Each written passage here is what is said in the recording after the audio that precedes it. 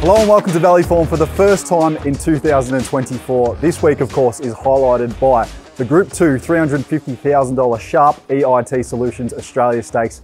It's brought together another terrific field. And joining me to go through it for the very first time is Jared Timms from Entain. Jared, welcome to Valley Form. Yeah, thanks very much, Ben. Very excited to be here for you for the new year, of course. And what a program to be kicking off with as well. Great 10-race program, of course, highlighted by the time-honoured Group 2 Australia Stakes.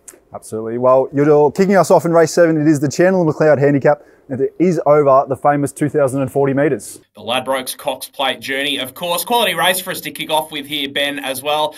And I thought that Miss Tarzi might prove difficult to beat again this weekend. She is, of course, undefeated since returning from a break. She was way too good for them in a 58 out at Seymour first up before consecutive wins right here at the Valley.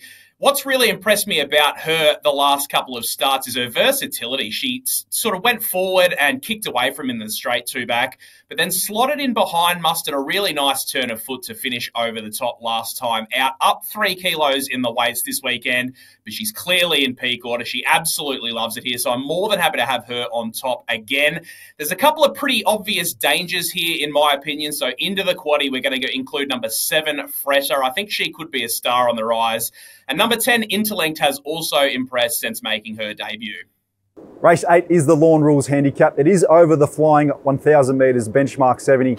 And Gavin Bedgood has one here, Mornington Glory. He's on the backup, and I think he can win again. Last week at Flemington, he rode a genuine speed and still ripped home in the fastest final 400 of the meeting, which is quite a rare thing to see when they break benchmarks so easily to the 600. I had a bit of a query on him there at 1,000 metres, but he smashed those doubts to smithereens, and I love the market support for him today and yesterday. Philosopher is obviously the one to catch. He's shooting for 4 straight over 1,000 metres, but he does carry 61 kilos. That's a bit of a query for mine. And Flying on a Limb is a talent. She's 3 out of 3 on soft tracks and is 0 from 4 on the dry. So that was the little issue there. But I do think it's a race in 3 in the quaddie. Number 1, Philosopher. Number 5, Mornington Glory. Number 7, Flying on a Limb. Race number 9 is the feature race, the Group 2 Australia Stakes. And I think the bookies have gotten this one pretty spot on, to be honest. V8, a pretty standout top pick here for me, and a $2.45 favourite in the Ladbrokes market as well. I thought he was excellent during his spring preparation. Really stamped himself as one to follow with an eye-catching win in the McNeil Stakes first up.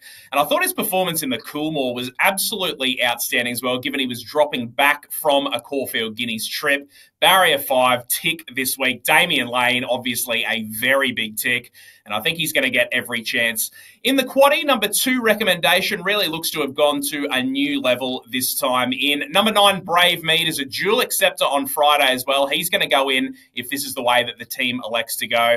And number 11, Southport Tycoon, absolutely flies fresh. I thought he was a very, very interesting galloper here. Race 10 is the Piper Heidsieck Handicap. It is a benchmark 78 over 1,200 metres. And I think as long as the track is playing a little bit fair and the rail isn't the only place you need to be, that number 6 Parade can win for Damian Lane and Godolphin. This horse is an elite finisher, and last start at Rosehill Gardens, he ran second to quite a nice horse in Union Army. He looks hard to beat again in Sydney on Saturday. Parade ran the fastest 400 to 200 metre split of the entire meeting there, and probably just peaked on his run ever so slightly late, which wasn't a shock given he was only first up. He has run so well at the Valley last preparation, including a monstrous second against the Bias, and then he bolted in at his next start. And as we mentioned, Frosty is going so well at the moment. In the quaddie though, I will go a little bit wider. Hopefully we're still alive with number 4, Danny St. Darcy, number 6, Parade, number 7, Squad, number 8, Zoo Sensation, and number 10, Shove Over. Well, Jared, feast or famine so far, we've been tipping plenty of favourites. It is a 10-race card, so give us a best bet earlier on in the day. All right, I'm pretty keen on one pretty early in the program too here, Benny. Race number 3, number 1, Kind Gesture. She's yet to strike in 3 runs back from a break, but she really has been desperately unlucky, particularly at Flemington last time out. She copped a pretty bad bump from Reaverport at the top of the straight on that day. I think she probably should have won that race.